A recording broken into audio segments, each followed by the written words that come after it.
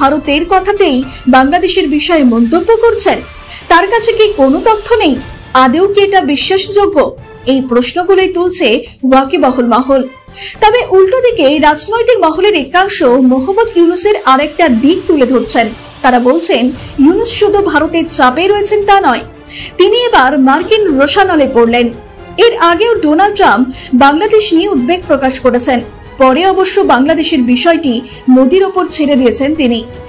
Well, there was no role for our deep state. It was this is something that the Prime Minister has been working on for a long time and has been worked on for hundreds of years, frankly. I've been reading about it.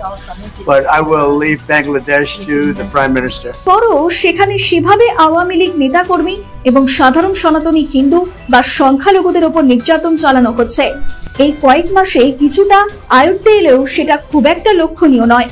এমনকি বাংলাদেশে নির্বাচন নিয়ে গড়িমসি করা হচ্ছে বলেও অভিযোগ তোলা হয়েছিল বাংলাদেশের বর্তমান সরকারের বিরুদ্ধে। এর মধ্যে আত্মপ্রকাশ করেছে নতুন একটি রাজনৈতিক দল, জাতীয় নাগরিক কমিটি। আর এই দল মোহাম্মদ ইউনূসের মদতে গঠিত হয়েছে সেটাও পরিষ্কার।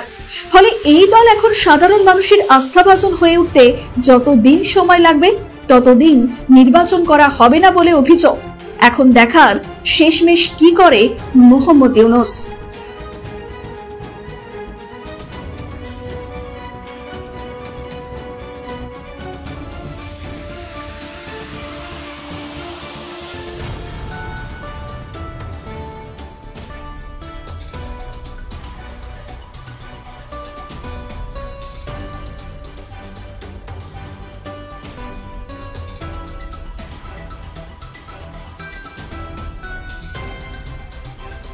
ব্যুরো রিপোর্ট, নিউজ বর্তমান।